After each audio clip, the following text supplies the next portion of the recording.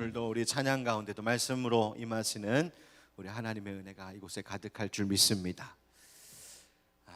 설교의 황태자다라고 불리울 정도로 설교를 너무너무 잘했던 영국의 찰스 스펄전이 정작 그가 하나님의 말씀 전하는 일에 그렇게 귀한 하나님의 일꾼으로 너무나 귀하게 쓰였음에도 불구하고 그가 이야기했던 것 중에 하나가 무엇이냐면 기도회를 소홀히 하는 교회는 그 교회의 성장과 부흥을 기대할 수 없다라고 했습니다. 말씀을 잘 전하는 것도 중요합니다. 또 말씀을 잘 듣고 그 말씀이 살아있는 교회 되어야 합니다. 그런데 그 말씀 가지고 기도하기 위하여 모일 때 그곳에 하나님의 역사가 또한 일어나는 줄 믿습니다. 여러분, 우리가 금요일마다 이 저녁에 함께 말씀과 기도로 모이는 이 일이 그저 늘 하는 일이니까, 또 모이는데 안 나가면 왠지 좀 마음이 껄끄럽고 찝찝하니까, 여러분, 그래서 모이는 것 아니라 하나님 이곳에 우리를 다시 살리시는 하나님의 은혜가 있기 때문인 줄 믿습니다. 그 기대감과 또 그 믿음으로 우리가 함께 기도할 때 하나님 오늘 이 밤에 하나님의 놀라운 역사 우리 가운데 나타내 주실 줄 믿습니다. 오늘 함께 나눌 말씀의 제목 한번 따라 하십시다. 믿는 자를 살리시는 하나님. 믿는 자를 살리시는 하나님.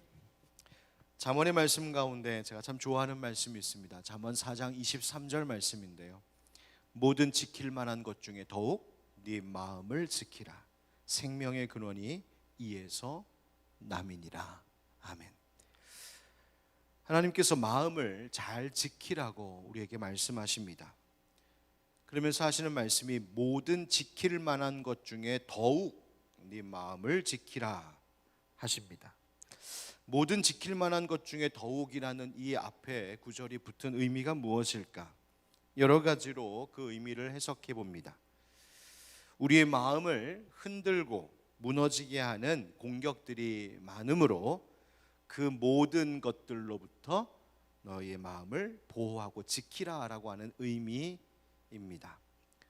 또 어떻게도 이해할 수 있냐면, 그렇게 그 마음을 지키기 위하여 모든 방법과 수단을 다 동원하여 마음을 지킬 가치가 있는 일이다라는 뜻이기도 합니다. 더하여 우리의 살아가는 동안에 지켜야 할 것들이 참 많은데 그 중에서도 마음 지키는 것이 가장 중요하다라는 뜻이기도 합니다. 어느 것 하나만의 의미가 아니라 사실 모든 지킬 만한 것 중에 더욱 네 마음을 지키라라고 하시는 이 말씀은 바로 이 모든 의미들을 다 포함하고 있다고 말할 수 있습니다. 그래서 지혜자는 잠언서에서 또 뭐라고도 우리에게 권면하냐면, 자기의 마음을 다스리는 자는 성을 빼앗는 자보다 낫다 했습니다. 여러분, 성 뺏는 게 얼마나 어려운 일입니까? 그리고 성을 빼앗은 장수는 얼마나 칭송을 받습니까? 그러나 마음을 지키는 것이 그만하지 못하다라고 말씀하시는 겁니다. 자기의 마음을 제어하지 아니하는 자는 성읍이 무너지고 성벽이 없는 것과 같다고도 말씀하셨습니다. 마음을 지켜내지 못하면, 마음을 굳게 붙들지 못하면 마치 어떤 처지의 백성들과 같냐면, 성읍이 다 무너지고 그들을 보호할 성벽조차 무너진 그 위험에 고스란히 노출되어 대책 없는 바로 그러한 처지와 같은 것, 그것이 마음을 제어하지 못하는, 마음을 지켜내지 못하는 이의 처지라고도 말씀하셨습니다. 그만큼 마음을 지키는 것은 어려운 일이지만 무엇보다도 중요한 것이라고 성경은 우리에게 분명히 가르쳐주고 있습니다. 왜 마음을 지키라고 하십니까? 이는 생명의 근원이 이에서 나기 때문이라고 말씀하시죠. 즉, 삶의 활기가 있고 삶의 생명력이 있을 수 있는 것은 물질 때문도, 육신의 건강 때문도, 세상의 그 어떤 것도 아닌 마음 잘 지키는 것, 마음 잘 지켜진 그 마음, 거기에서 생명력이 오는 것이라고 말씀하고 계십니다. 이처럼 성경은 마음을 지키는 것, 마음을 사수하는 것, 이것을 강조하고 있습니다. 왜 그럴까? 지혜자가 그 말을 기록했을 때나 수천 년이 흘러 지금에 이르러서도 여전히 우리의 마음을 흔들어 놓고 변질시키는 일들이 우리의 삶의 현장에는 너무나 많기 때문일 것입니다. 여러분, 마음이 변한다. 변한 마음을 한자말로 변심이라고 말하죠.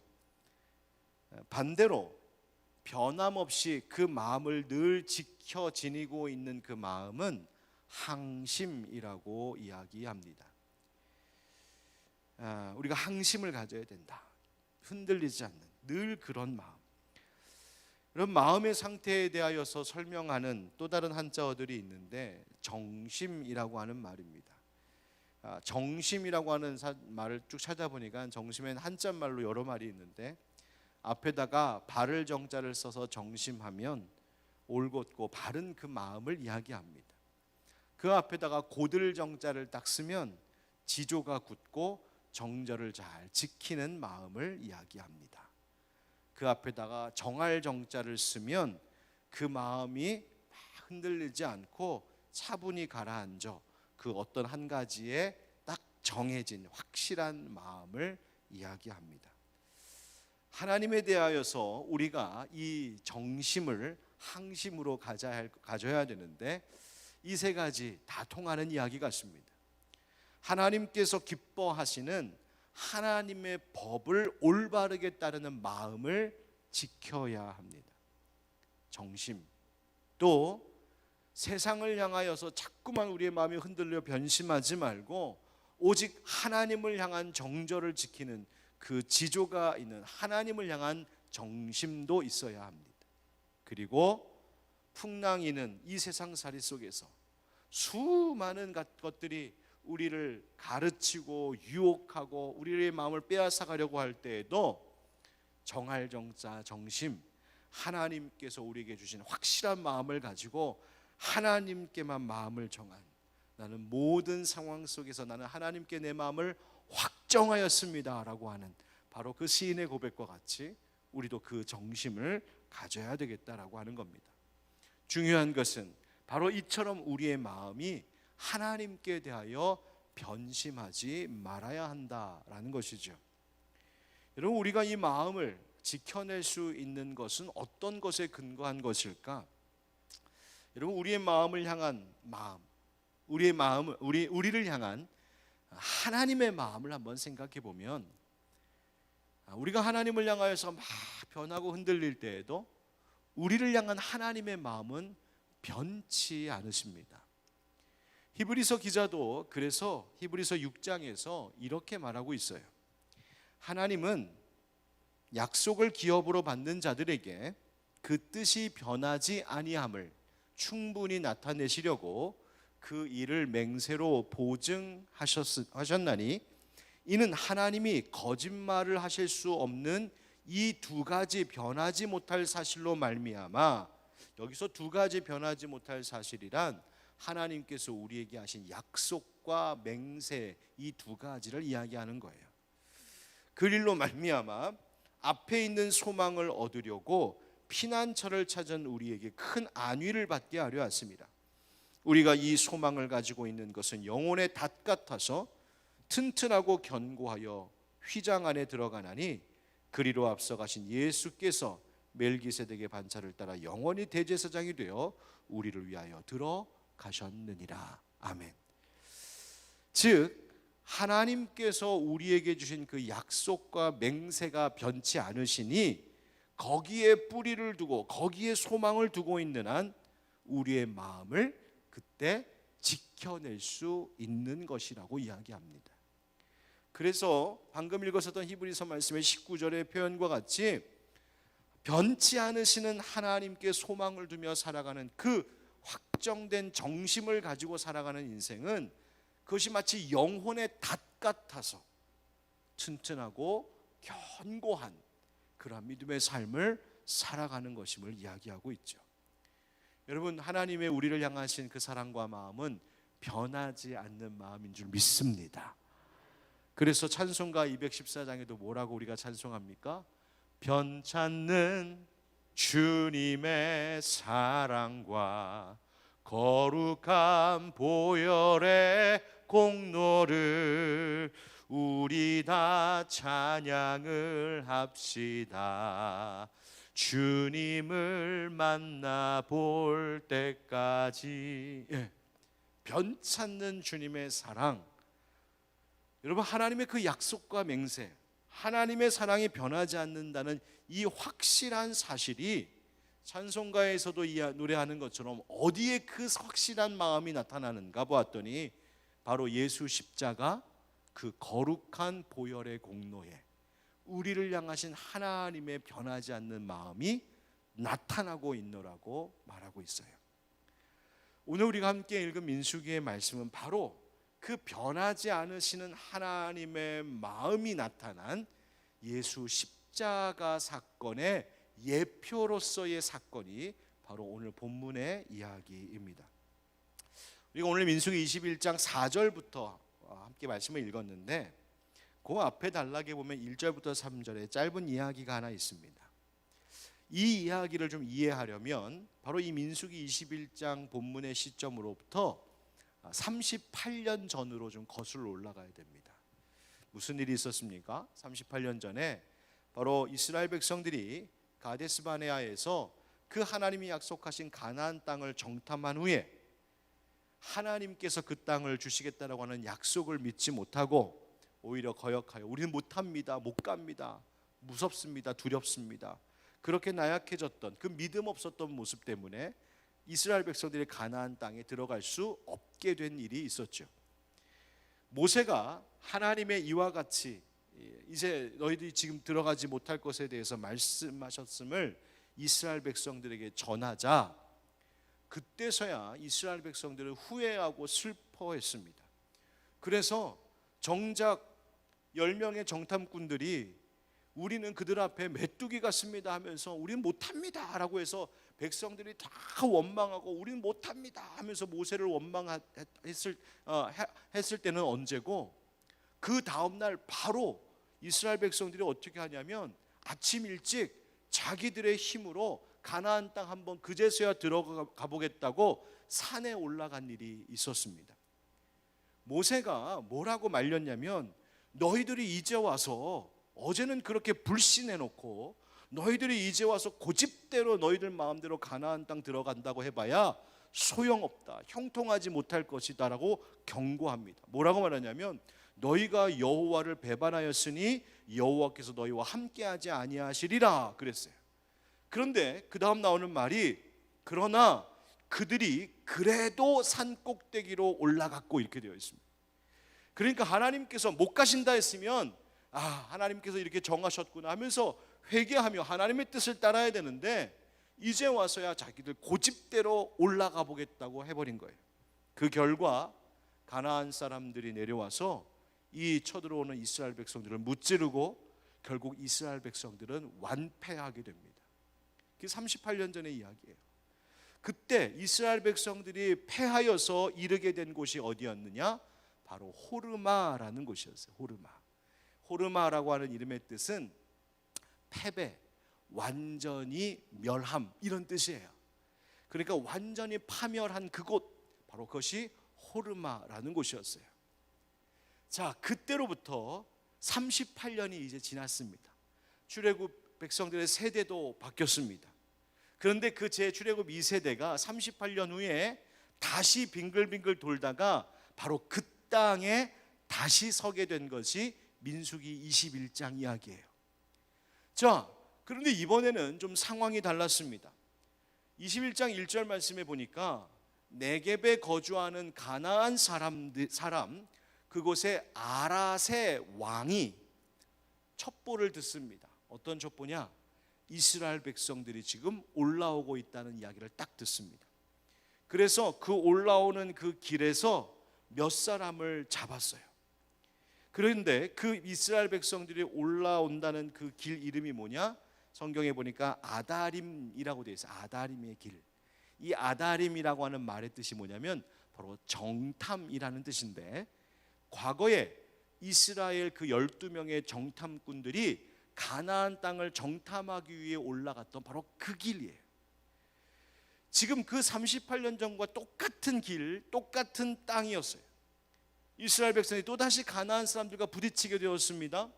그런데 3절 말씀에 보니까 그 이스라엘 백성들에게는 실패와 패배의 트라우마가 있었던 그 호르마에서 오히려 이스라엘 백성들이 이번에는 가나안 사람들을 이겼다고 되어 있습니다.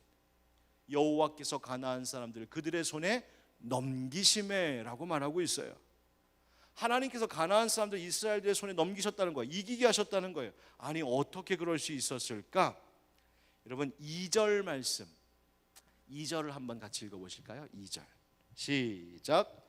이스라엘이 여호와께 서원하여 이르되 주께서 만일 이 백성을 내 손에 넘기시면 내가 그들의 성읍을 다 멸하리이다. 아멘. 자, 여기서 백성들 이스라엘 백성들의 달라진 모습이 하나 나오죠. 그것이 뭐냐면 주께서 만일 이 백성을 내 손에 넘기시면 그러면 우린 이길 수 있습니다. 과거와 차이가 있었어요. 38년 전과 똑같은 땅인데 똑같은 상대들인데 무슨 차이입니까? 38년 전에는 자기 고집대로 한번 해보겠다고 했었어요. 우리 한번 쳐들어가 보겠다고 안 된다고 하셨었는데, 그러나 이제 38년 후에는 자기들의 힘으로만은 할 수 없음을 고백하고 있죠. 하나님이 넘겨주셔야 됩니다. 과거에는 자기 힘으로 할 수 있는데 할 수 있다고 생각했는데 이제는 하나님이 하실 수 있는 것이라고 고백하고 있어요. 과거에는 하나님의 뜻과 상관없이 고집대로 했는데 이제는 전적으로 하나님 앞에 지금 맡기고 있는 것이죠. 바로 그것으로 인하여서 그 일로 인하여서 하나님이 이번에는 이스라엘 백성들에게 가나안인들을 넘겨주셨다 이렇게 되어 있는 거죠. 여러분 우리도 인생의 호르마를 만납니다. 똑같은 상황, 똑같은 어려운 문제들을 반복해서 만날 수 있어요. 마치 이스라엘 백성들이 그랬던 것처럼 빙글빙글 돌다가 또다시 그 문제를 또 만날 때가 있습니다.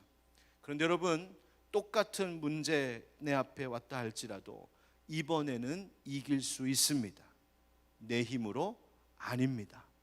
내가 그 문제 똑같은 문제에 부딪힐 때라도 하나님 내가 그전에는 내 고집대로 내 힘으로 내가 한번 해보려다가 하다가 넘어지고 실패했지만 하나님 아닙니다. 이제는 내 힘으로 할 수 있는 것 아님을 제가 알았습니다.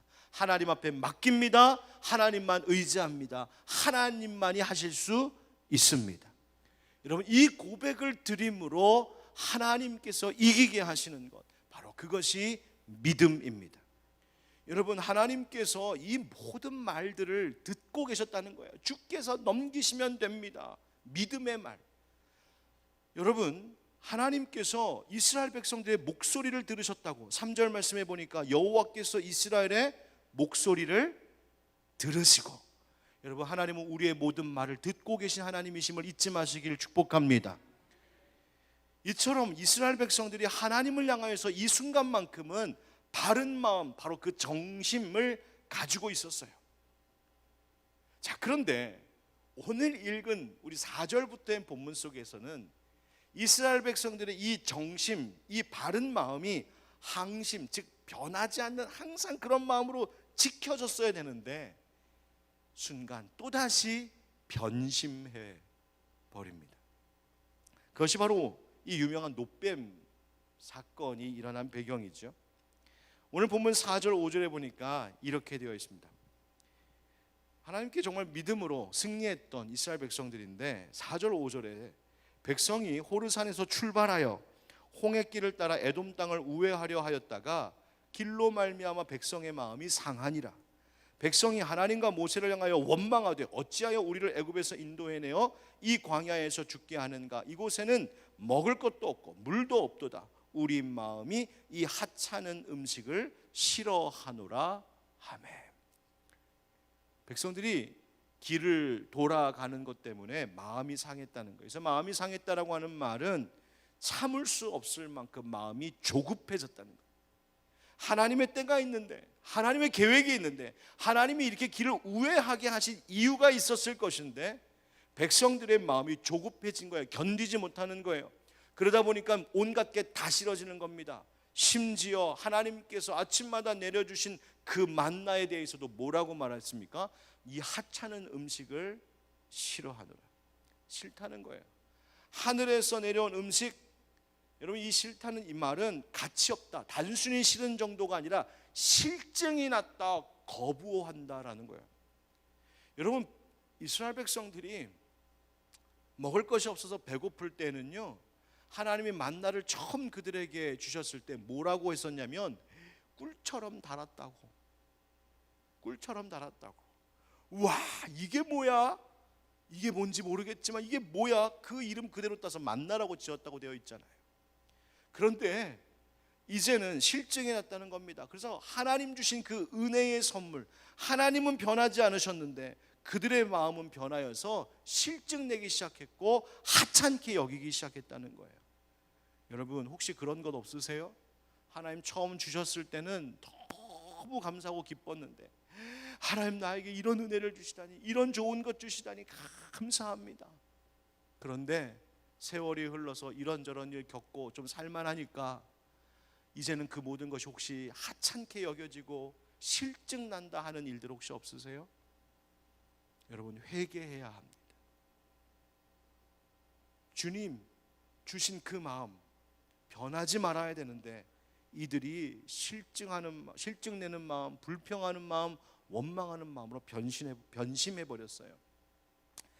결국 그것도 들으신 하나님께서 불뱀으로 그들을 벌하십니다. 불뱀의 광야에 있는 불뱀을 보내셔서 불뱀에 물리자 백성들이 막 죽어나갑니다. 그러자 금세 백성들은 또 후회합니다.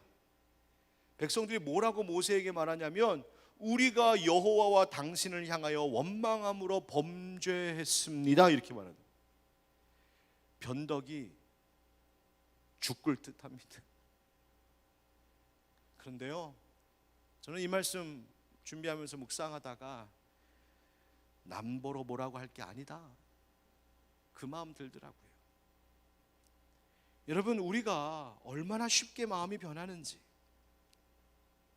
아침에 하루를 시작할 때에는 또 아침에는 뭐 기도하고 말씀 묵상하고 경건한 마음으로 시작할 때는 하나님 오늘 하나님 동행하심으로 함께 하심으로 내가 승리할 줄 믿습니다, 오늘도 감사함으로 내가 살겠습니다 해놓고 나오자마자 부딪혀오는 현실 속에서 또 불평하고 원망합니다. 주일에 추수감사절 딱 우리가 지키면서 그래 감사가 그렇게 중요한 거야, 그래 감사해야지 감사하겠다고 결단하고 집에 가는 길에 그 결단이 무색해지도록 또 불평하고 원망하고 하나님 의심하고. 혹시 이런 말씀하고 싶으신 분 없으세요? 아니에요 목사님, 제가 뭐 하나님을 의심한 건 아니고요, 하나님 제가 싫어서 그런 건 아니고요, 그냥 너무 힘드니까 그냥 해보는 소리예요. 그냥 힘드니까. 그런데 여러분 잊지 마십시오. 하나님께서 우리의 작은 읊조림도 다 듣고 계심을 잊지 말아야 합니다. 하루에도 몇 번씩 변하는 우리의 마음, 흔들리고 무너지는 이 마음, 마치 금세 후회하고 있는 이스라엘 백성들의 모습과도 같아요. 후회하면서 잘못했습니다, 살려주세요 하나님 백성들을 위해서 모세는 역시, 온유의 사람 모세는 역시 또 하나님 앞에 엎드려 기도했습니다. 그러자 하나님께서 놋뱀을 만들어 높이 세우게 하시고 그것을 쳐다보는 자들마다 모두 낫게 하셨죠. 바로 그 장면이 나오는 말씀이 8절 9절인데 우리 한번 같이 읽어봅시다. 8절 9절 시작. 여호와께서 모세에게 이르시되 불뱀을 만들어 장대 위에 매달아라. 물린 자마다 그것을 보면 살리라. 모세가 놋뱀을 만들어 장대 위에 다니 뱀에게 물린 자가 놋뱀을 쳐다본즉 모두 살더라. 아멘. 여러분 이 말씀은 딱 두 가지 얘기예요. 놋뱀을 보면 산다. 그래서 놋뱀을 쳐다봤더니 모두 살았다. 여러분 이것이 하나님의 먼저 마음이에요. 무슨 마음? 하나님의 변하지 않는 마음이 있었어요. 그것은 이스라엘 백성들을 살리고자 하시는 마음이었어요. 여러분, 모세가 하나님 앞에 중보하며 기도해서 백성들에게 살 길이 열린 것이라고 생각하세요? 아니에요. 하나님께서 그들을 살리고자 하는 마음이 없었다면 모세가 백날 엎드려 기도해도 그 길은 열리지 않았을 거예요. 그러나 하나님께서는 백성들을 살리고 싶으셨어요. 그래서 그 일을 위하여 엎드려 겸손히 기도하는 모세를 주목하신 것이죠. 여러분, 우리의 인생 가운데에도 어려운 일들이 있습니까? 어려운 일들이 있다고 해서 하나님의 마음이 혹시 흔들리고 하나님 마음이 변했다고 의심하시지는 않으시겠죠? 여러분, 아닙니다. 하나님은 우리를 향한 그 마음이 변치 않으시는 하나님이신 줄 믿습니다. 여러분, 바로 여기서 이 순간 백성들에게 필요했던 것은 뭘까? 놋뱀을 바라보면 쳐다보면 산다라고 하시는 그 말씀을 모세를 통하여 들었을 때 백성들에게 필요했던 것은 단 한 가지예요. 그것을 보면 살리라 하신 그 말씀을 믿고 그대로 행하는 것이었습니다. 여러분, 그것을 어떻게 믿을 수 있을까?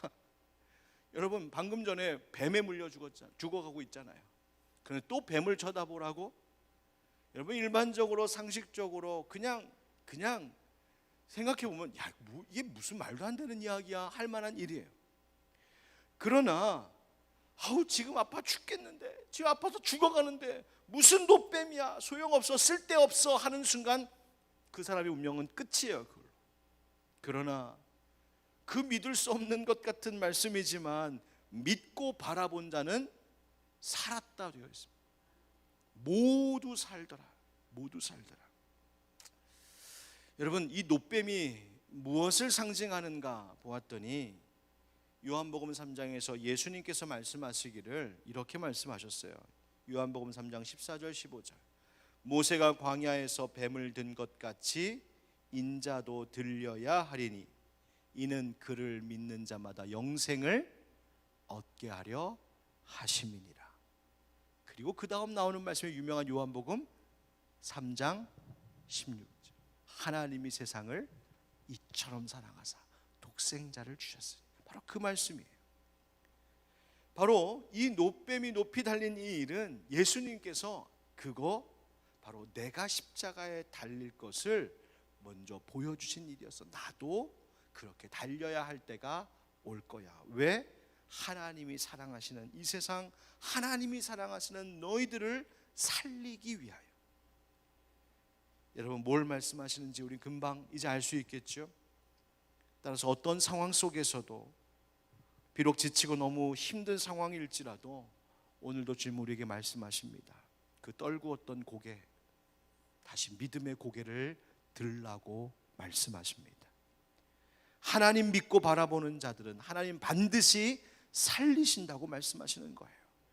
의인은 믿음으로 말미암아 살리라. 여러분, 믿음이라고 할 때 이 성경에서 말하는 믿음은 우리가 두 가지로 생각해 볼 수가 있습니다. 하나는 예수 그리스도를 구주로 영접하는 믿음이에요.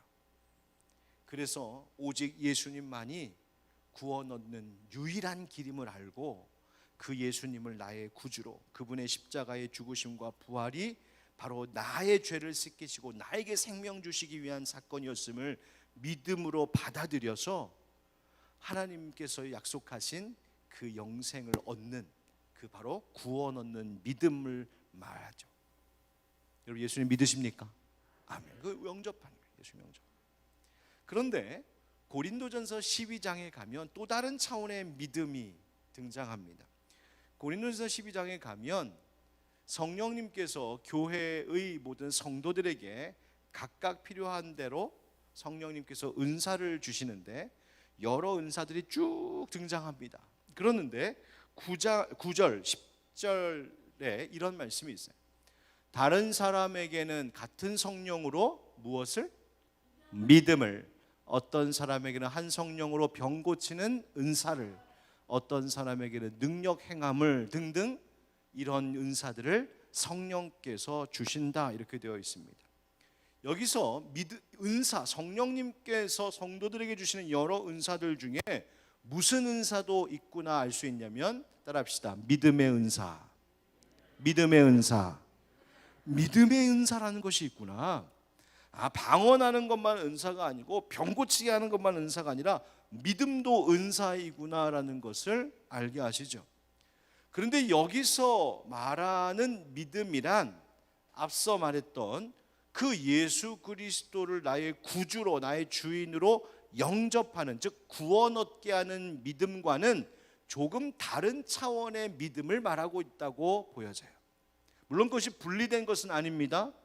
그러나 여기서 말하는 믿음은 은사로서의 믿음, 바로 산을 옮길 만한 믿음, 예수님 말씀하신 바로 그 믿음입니다. 능력으로서의 믿음. 여러분, 이 능력으로서의 믿음, 산과 같이 내 인생 가운데 닥쳐온 문제들, 그 문제들을 뚫고 나아갈 수 있게 하시는 그 믿음, 은사로서의 믿음이란, 여러분, 이것이 무슨 맹목적인 그냥 그렇게 될 거야 라고 하는 믿음 아닙니다.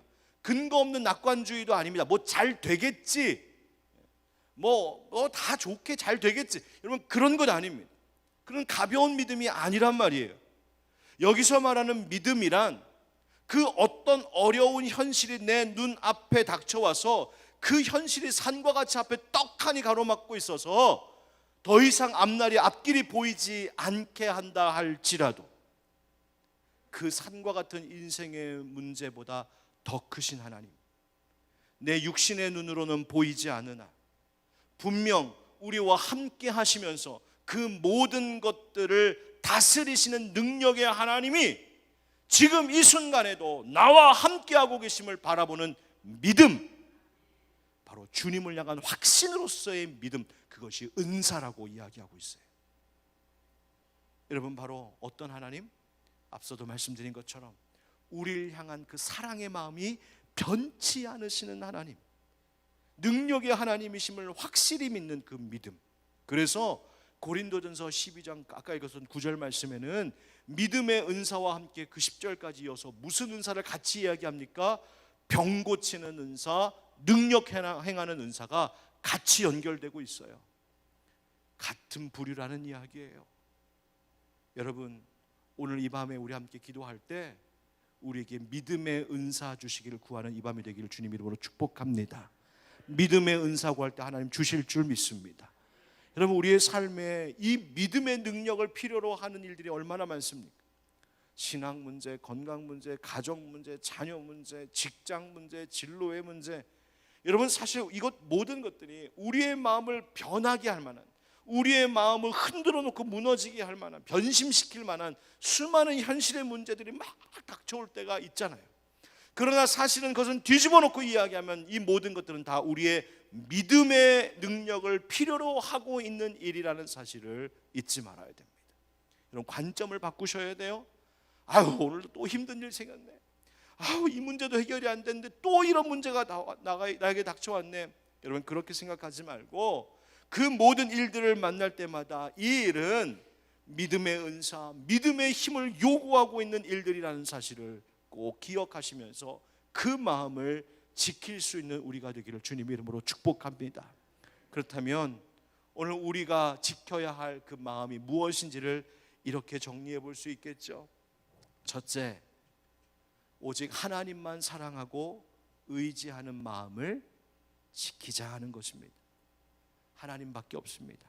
이스라엘 백성들이 그 호르마에서 똑같은 가나안 백성들을 이번에는 이길 수 있었던 것, 하나님이시라면 하실 수 있습니다라는 어떤 그 믿음이 있었던 것, 하나님 의지하고 하나님께 맡기는 그 믿음, 주님 향한 믿음, 그 마음 지켜야 된다는 거예요. 두 번째는 그 어떤 상황 속에서도 바로 예수 십자가, 우리를 향하여 변치 않는 하나님의 사랑이 나타난 예수 십자가 바라보면 다시 산다는 그 믿음의 마음을 지켜야 합니다. 여러분, 오늘도 여러 가지 문제 가지고 혹시 나오셨습니까? 오늘 변치 않고 우리 앞에 세워져 있는 예수 십자가 바라보며 그곳에 나타난 하나님의 사랑과 능력 확신할 수 있는 믿음의 사람들 되시길 축복합니다.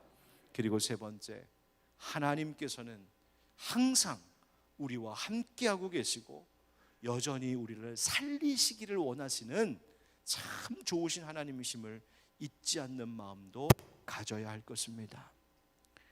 여러분, 우리가 변심하지 말고 늘 항심으로 가지고 있어야 될 그것이 뭐냐?